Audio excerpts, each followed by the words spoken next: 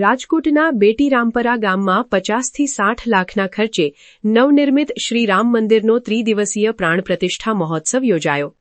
રાજકોટ જિલ્લાના બેટી રામપરા ગામમાં સમસ્ત ગ્રામજનોના સહયોગથી 50 થી 60 લાખ રૂપિયાના ખર્ચે નવનિર્મિત શ્રી રામજી મંદિર ચોરા ખાતે રામ દરબાર અને હનુમાનજી મહારાજની મૂર્તિઓના પ્રાણ પ્રતિષ્ઠા મહોત્સવનું ભવ્ય આયોજન કરવામાં આવ્યું છે। આ 3 દિવસીય ધાર્મિક કાર્યક્રમના બીજા દિવસે ગામમાં ભારે ઉત્સાહ જોવા મળ્યો હતો।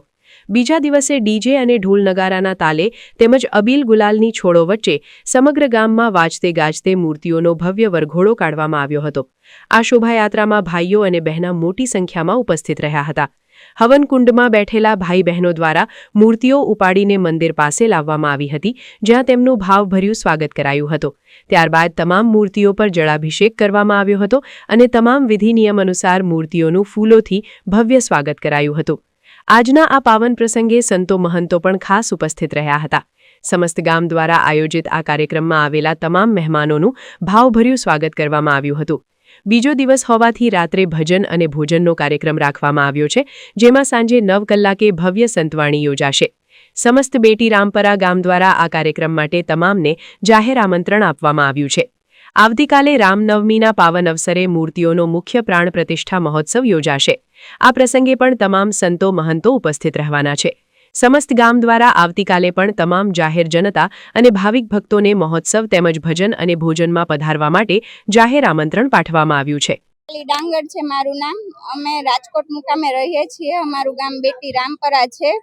અમારા ગ્રામજનોના સહયોગથી અને બધાના મનથી ગામની અંદર રામ મંદિર નહોતું, એનું ભવ્ય આયોજન કરી ગ્રામજનોએ અને રામ મંદિરનું નિર્માણ કર્યું છે। અત્યારે એનો પ્રાણ પ્રતિષ્ઠા મહોત્સવ છે, તો અમે અત્યારે ગ્રામજનો બધા ભેગા થઈને આ ઉત્સવ મનાવીએ છીએ અને પ્રાણ પ્રતિષ્ઠાનો મહોત્સવ છે।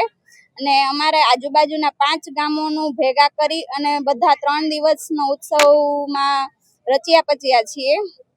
અને અમારા ગ્રામજનો આ મંદિરના આવવાથી ખૂબ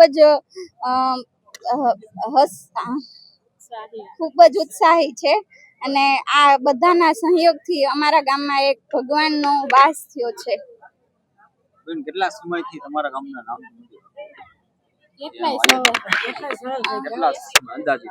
અત્યાર સુધી તો હતું જ નહીં। આ ગામનું જ્યારથી નિર્માણ થયું ત્યારથી હતું જ નહીં। આ પહેલી વખત અને આવડું મંદિર બનાવ્યું છે સહયોગથી બધાના।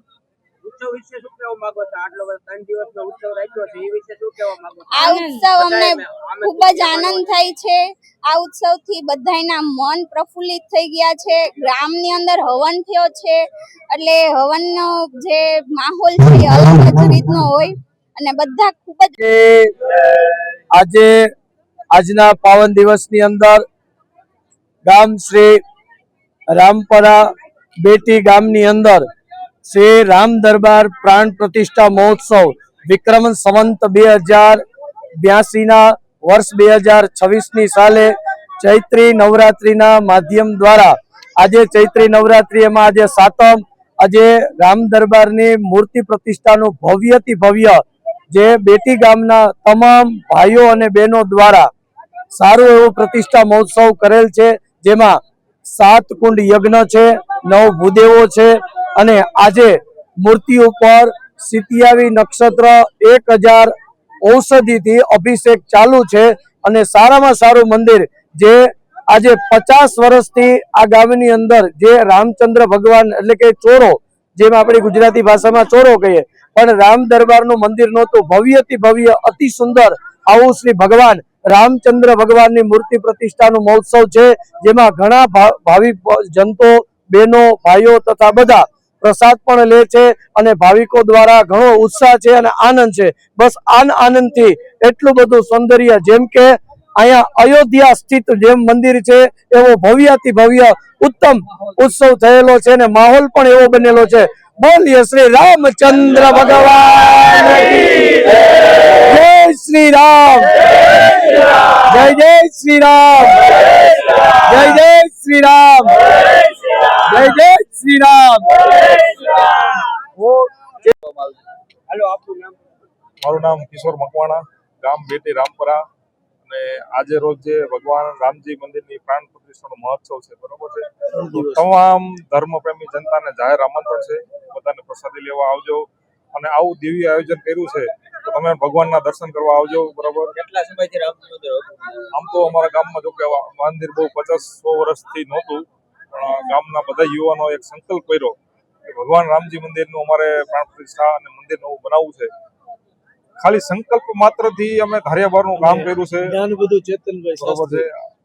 અમારા ચેતનદાના માર્ગદર્શનથી અમે આગળ વધ્યા અને અમારા જે પણ સંકલ્પ હતા એ ભગવાને પૂરા કર્યા છે અને આ મનોરથ છે બધાને સંપૂર્ણ થાય એવી ભગવાન પાસે પ્રાર્થના. જય સિયારામ. સમાચારની અવનવી અપડેટ જોતા રહો નિખરતા ગુજરાત ન્યૂઝ સાથે. નિખરતા ગુજરાત ન્યૂઝને લાઇક, શેર, સબસ્ક્રાઇબ કરો અને બેલ આઇકન દબાવીને સમાચારની ઝડપી માહિતી મેળવો.